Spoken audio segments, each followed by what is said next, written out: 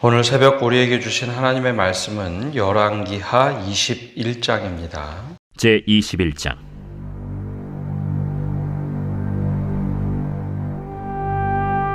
므낫세가 왕이 될 때 나이가 12세라. 예루살렘에서 55년간 다스리니라. 그의 어머니의 이름은 헵시바더라. 므낫세가 여호와 보시기에 악을 행하여 여호와께서 이스라엘 자손 앞에서 쫓아내신 이방 사람의 가증한 일을 따라서 그의 아버지 히스기야가 헐어버린 산당들을 다시 세우며 이스라엘의 왕 아합의 행위를 따라 바알을 위하여 제단을 쌓으며 아세라 목상을 만들며 하늘의 1월 성신을 경배하여 섬기며 여호와께서 전에 이르시기를 내가 내 이름을 예루살렘에 두리라 하신 여호와의 성전에 제단들을 쌓고 또 여호와의 성전 두 마당에 하늘의 1월 성신을 위하여 제단들을 쌓고 또 자기의 아들을 불 가운데로 지나게 하며 점치며 사수를 행하며 신접한 자와 박수를 신임하여 여호와께서 보시기에 악을 많이 행하여 그 진노를 일으켰으며 또 자기가 만든 아로 새긴 아세라 목상을 성전에 세웠더라.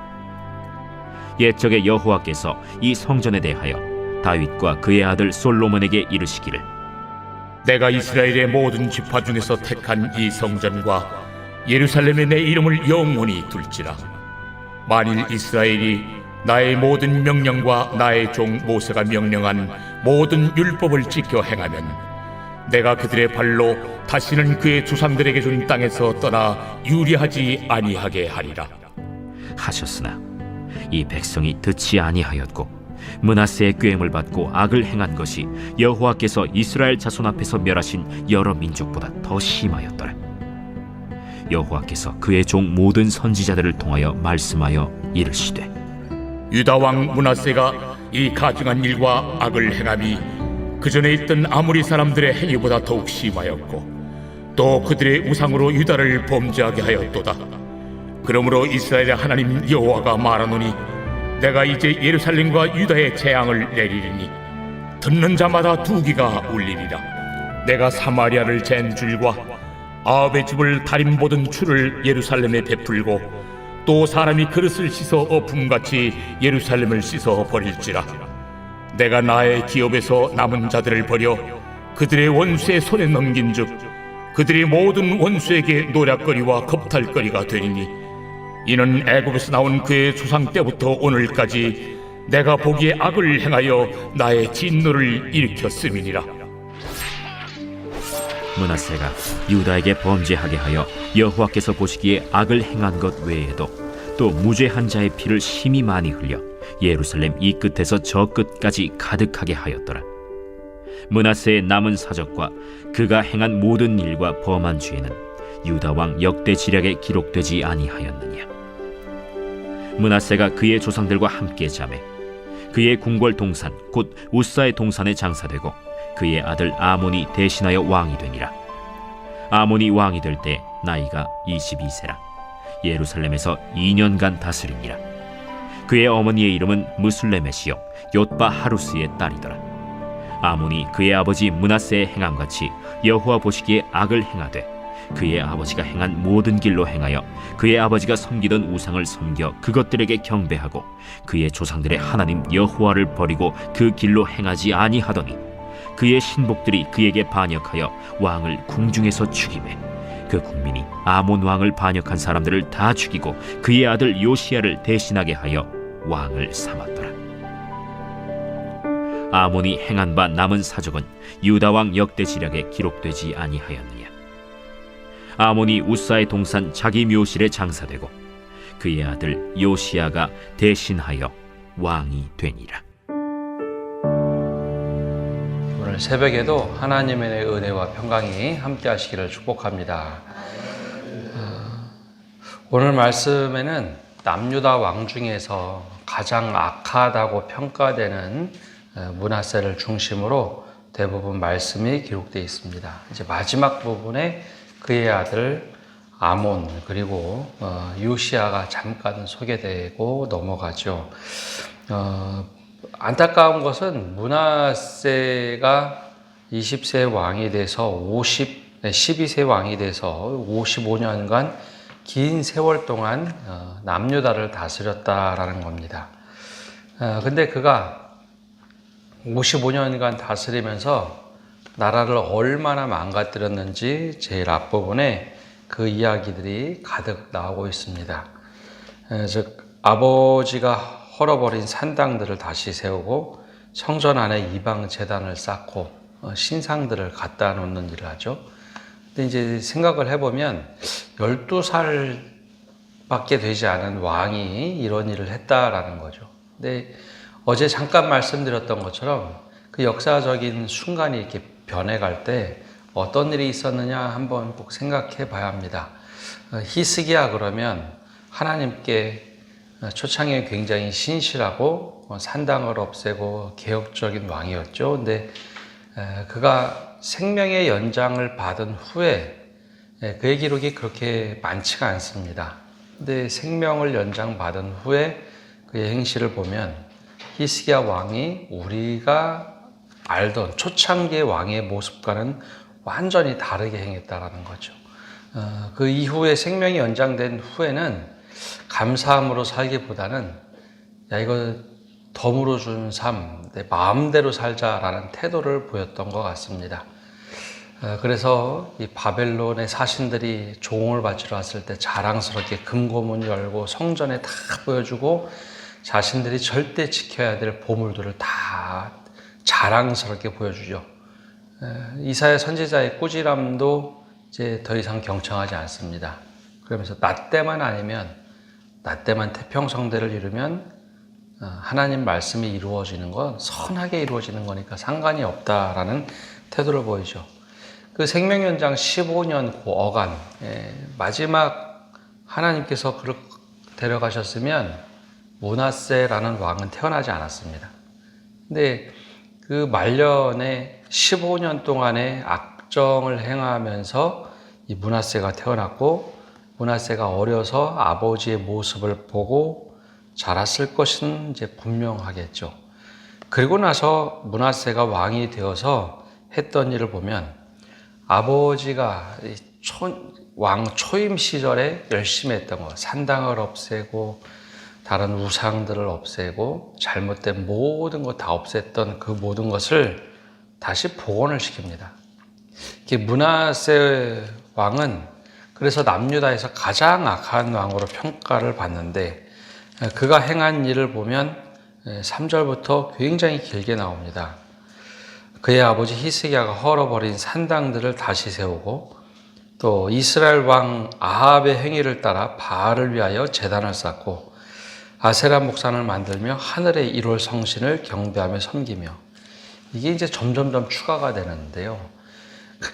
단지 산당과 이 아세라상은 원래 유대 땅에 있던 것들입니다. 그래서 조금 정신을 차리지 못하면 민간 신앙에서 이것들이 횡행했죠. 근데 1월 성신은 좀 차원이 다릅니다.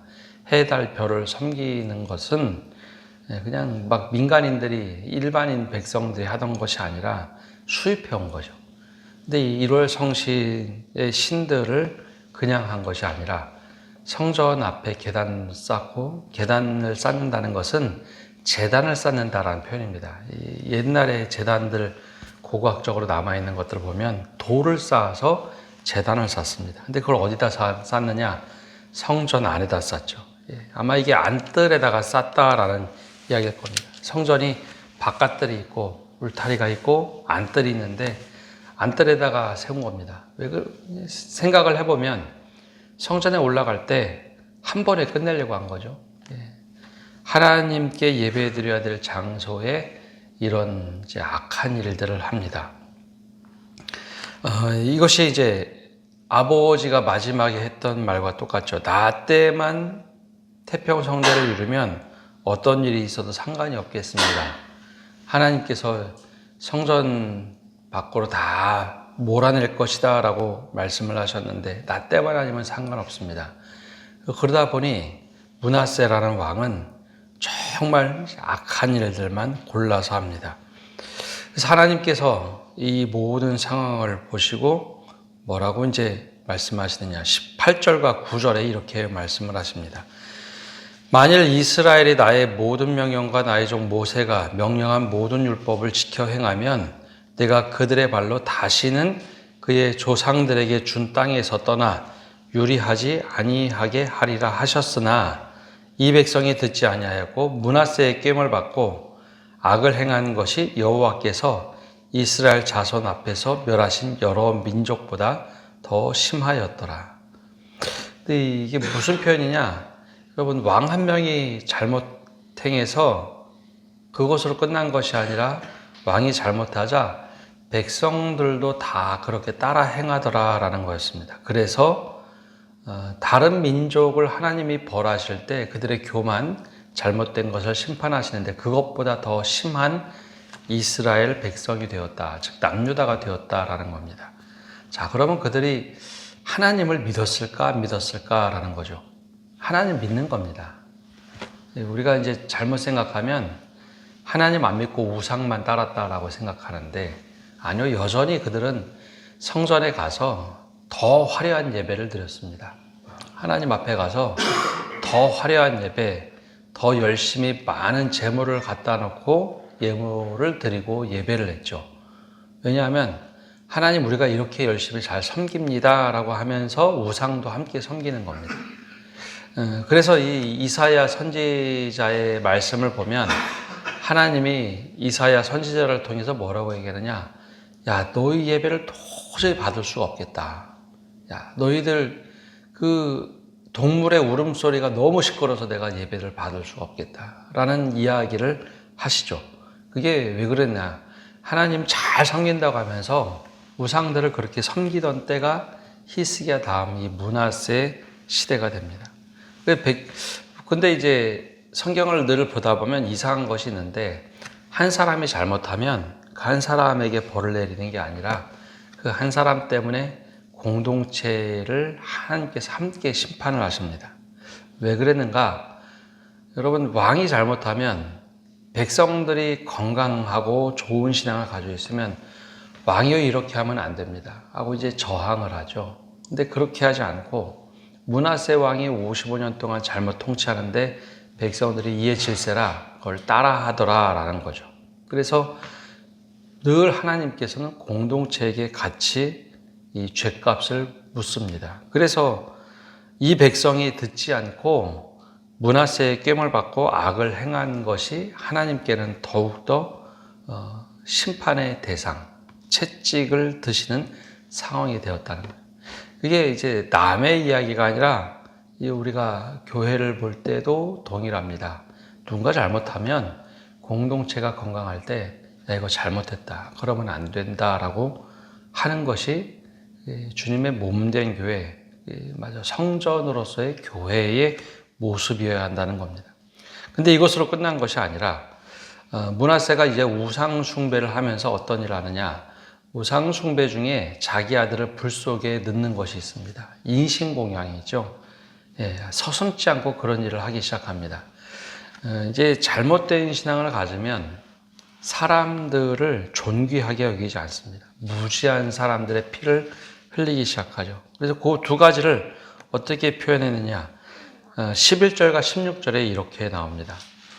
유다왕 므낫세가 이 가증한 일과 악을 행함이 그 전에 있던 아모리 사람들의 행위보다 더욱 심하였고 또 그들의 우상으로 유다를 범죄하게 하였도다. 16절에 보면 므낫세가 유다에게 범죄하게 하여 여호와 보시기에 악을 행한 것 외에도 또 무죄한 자의 피를 심히 많이 흘려 예루살렘 이 끝에서 저 끝까지 가득하게 하였더라. 이제 이 우상을 섬기면 하나님 섬긴다고 하면서 우상을 섬기다 보면 이 우상은 당시 고대 근동에 인신공양도 있었고 수많은 사람들에게 뭘 가져와서 제사를 지내야 되겠죠. 그러면 사람들을 무시하는 것, 그리고 주변에 있던 선지자들을 므낫세가 가만히 두지 않았습니다. 전승에 의하면 이사야 선지자가 이 므낫세에 의해서 죽임을 당합니다. 수많은 선지자들도 무제한 죽이던 시대가 이제 므낫세 시대였죠. 그러다 보니 하나님이 도저히 참을 수가 없는 상태에 이르게 됩니다. 그래서 하나님께서 결단을 하시죠. 12절과 13절에 보면 이렇게 말씀을 하십니다. 그러므로 이스라엘 하나님 여호와가 말하노니 내가 이제 예루살렘과 유다에 재앙을 내리니 듣는 자마다 두기가 울리리라. 내가 사마리아를 잰 줄과 아합의 집을 다림 보던 추를 예루살렘에 베풀고 또 사람이 그릇을 씻어 엎음같이 예루살렘을 씻어 버릴지라. 이게 이제 무슨 얘기냐면 이게 줄을 세운다라는 표현이죠. 이게 다림줄인데요. 공사할 때 세우는 추 있죠. 예, 벽을 세울 때 보면 이게 수평으로 똑바로 올라가게 하기 위해서 다림줄을 세웁니다. 근데 이 다림줄은 이제 일직선으로 딱 맞춰서 세우는 줄인데 이 줄을 세운다라는 표현이 뭐냐면 하나님이 잣대를 들이대신다라는 겁니다. 하나님의 기준이 있습니다.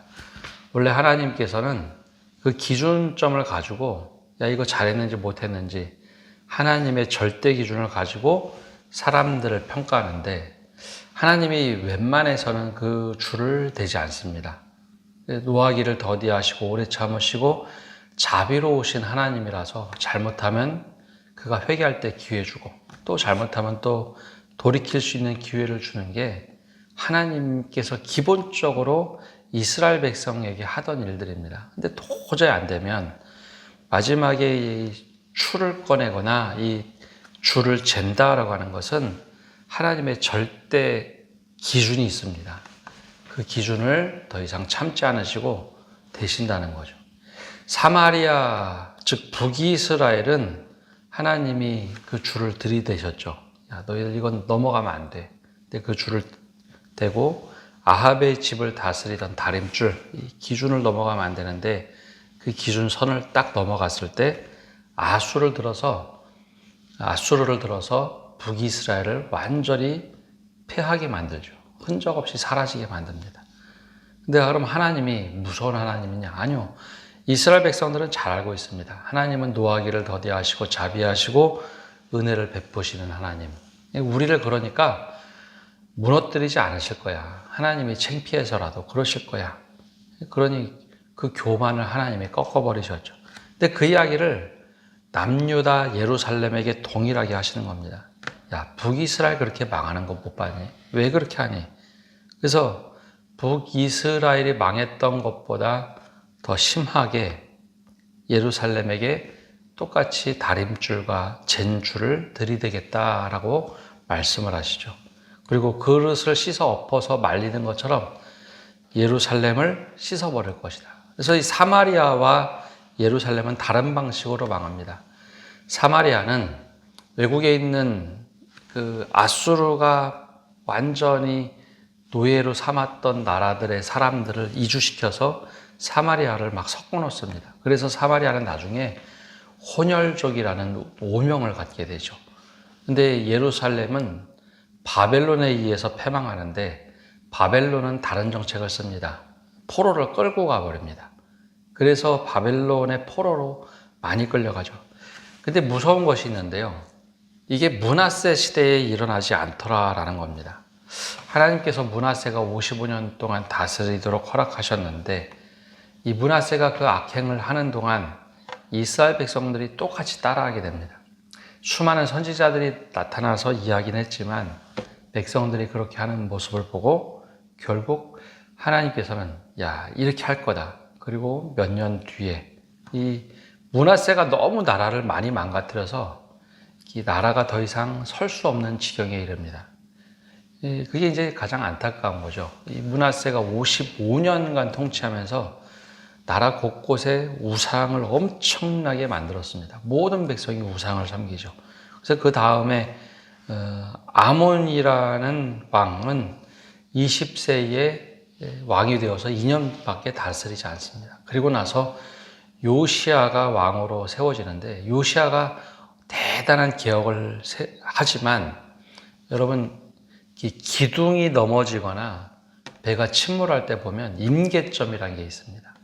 처음에는 천천히 넘어지는데 임계점을 넘어가면 어떤 것을 갖다 대도 더 이상 서지를 않습니다.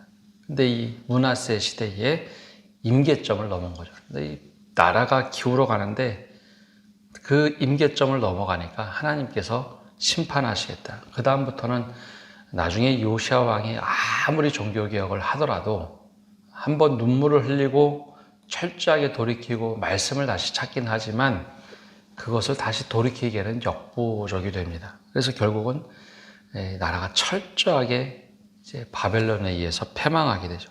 하나님이 뜻을 정하시니까 그 다음부터는 아무리 기도해도 하나님이 듣지 않으십니다. 오늘 말씀을 보면서 우리가 기억하고 우리 자신을 돌아봐야 될 기도 제목들이 있습니다. 바로 우리는 어떻게 살고 있는가? 우리 다음 세대에게 무엇을 물려주고 있는가입니다. 히스기야 왕은 성공을 물려주고 싶어 했던 것 같습니다. 처음에 자신이 잘했던 성공. 근데 하나님에 대한 신앙보다는 야, 나 때만 아니면 돼 라는 것을 아들에게 고스란히 물려줬죠.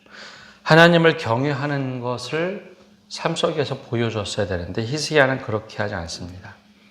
기적의 결과, 성공과 장수를 물려주니까 아들 므낫세는 성공과 장수는 받았는데 하나님 경외하는 것을 잃어버립니다.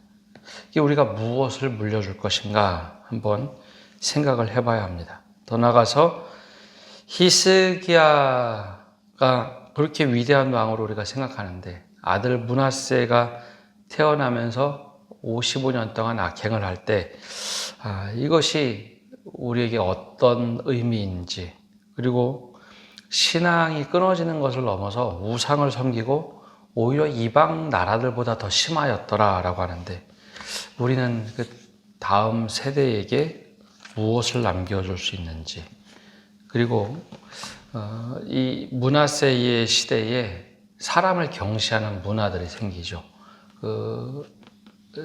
많은 선지자들을 죽입니다. 그런 것을 보면서 과연 우리 다음 세대는 믿음을 어떻게 지켜갈 수 있을까 하는 것을 우리가 다시 한번 고민하고 보게 됩니다. 우리가 이 말씀을 통해서 우리 다음 세대에게 물려줘야 될 것, 그리고 어떤 믿음을 갖게 해야 될 것인가 한번 말씀을 통해서 다시 한번 우리 자신과 다음 세대를 돌아보는 성도 여러분 되시기를 바랍니다. 기도하겠습니다. 하나님, 오늘도 저희가 남유다의 역사를 보면서 우리 자신을 거울 삼아 비춰봅니다. 그렇게 한때는 열심을 냈던 히스기야 왕, 또 간절히 기도해서 은혜를 받고 15년 동안 삶을 연장받았던 은혜의 경험, 내 것을 다 뒤로 하고 나 때만 아니면 된다라고 했던 그 신앙의 태도를 갖고 아들에게는 기적과 성공만 남겨주고 하나님 경외하는 법을 제대로 물려주지 않고 세상을 떠납니다. 므낫세가 어려서 왕이 되고 철저하게 아버지가 행했던 초창기의 모습은 다 버리고 잘못된 길로만 갑니다. 하나님, 우리의 믿음의 후배들, 우리 믿음의 자손들은 어떠한 모습으로 신앙생활을 하게 될런지, 우리가 세상을 떠났을 때 우리의 모습을 보고 어떤 모습을 따라서 그들이 믿음 생활을 할런지 우리가 이 말씀을 통해서 다시 한번 되돌아봅니다. 우리가 무엇을 남겨줘야 되는지, 특별히 하나님을 경외하는 법을 배우게 하시고 우리가 하나님 앞에서 얼마나 신실하게 살아갔는지, 얼마나 무릎 꿇고 살아갔는지, 얼마나 주를 위하여 헌신하는 모습을 보여주는지 그 온전한 모습을 보고 믿음의 다음 세대들이 온전한 믿음을 갖게 하여 주옵소서. 여호수아 시대에 여호수아가 떠나고 다음 세대가 아닌 다른 세대가 되었다고 했던 것, 히스기야 시대가 지나고 므낫세 시대에 다른 백성들이 됐던 모습을 보면서 우리의 신앙을 다시 한번 돌아보는 반면교사 삼게 하여 주옵소서. 오늘 한날도 모든 것을 주님께 맡겨드리며 예수님의 이름으로 기도합니다. 아멘.